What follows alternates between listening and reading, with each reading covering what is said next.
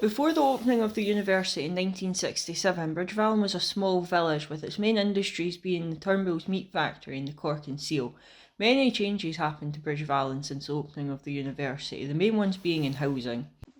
Orchard Road used to have it was a sort of wild area, and there was the football club, Bridge of Allan football had their hut at the bottom of Black Dub. The Orchard estate was pretty well done there, but that was done in the 60s. That was almost full. That's where we wanted to get a house. Well, Puller Avenue was part of the orchard as well. In the Orchard estate, that's like Carley Avenue and Churchill Drive and all that sort of thing. They were all taken up, and quite amazingly, it was nearly a lot of university employees had got that. The changes to the village due to the university weren't limited to housing, as improvements were also made to many public facilities in the village. And then there was plans for a new health and sports centre in 1970 or something like that. And the school, primary school, had just moved from I don't know where it used to be, down Allenvale Road somewhere. The school created a lot of children of excellence, but they all came from, what would you say, expanded into the population was a very academic type of, rather than an industrial population.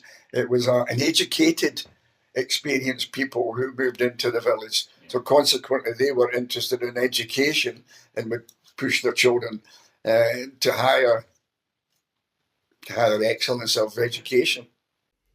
The demographic of trades in Bridge of Allan wasn't the only demographic facing major changes in the village with the opening of the university. And bear in mind, it was a younger generation were moving into the village. So there were a lot of new young mummies and babies. So there was a great organisation of babysitting. They'd go to organisations like the Scouts and the Guides and the Brownies and all that. Because I used to have the youth club in the Allan Centre. I ran the youth club for 11 years. While the university had a large impact on social infrastructure within Bridge of Allan, it had little impact on the commercial areas of the village. I don't think to start with there was a great deal of difference in the village to start with. It took a wee while to get going, you know. Shopping wise, there was no supermarkets, so you shopped at the local grocers. So shop wise, they were all independents. There were no Dominoes or anything like that. They were all people who were self-employed.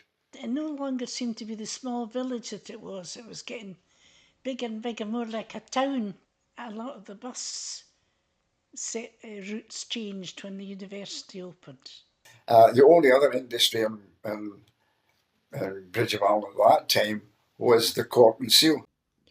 However, not all the changes to Bridge of Allan at the time of the university opening had a positive impact on the village.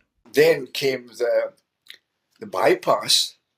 So all the traffic that used to go through Bridge of Allan in the 60s was diverted onto the bypass for the A9 up to Perth. So Bridge of Allan came, all the businesses that relied on the through traffic, cafes. There was a cafe along the road there where the Royal Bank was. There was a restaurant there. They used to do roaring business with the people going north and coming south through Bridge of Allan. The university has helped Bridge of Allan go from strength to strength, growing into a small town but maintaining its village-like community.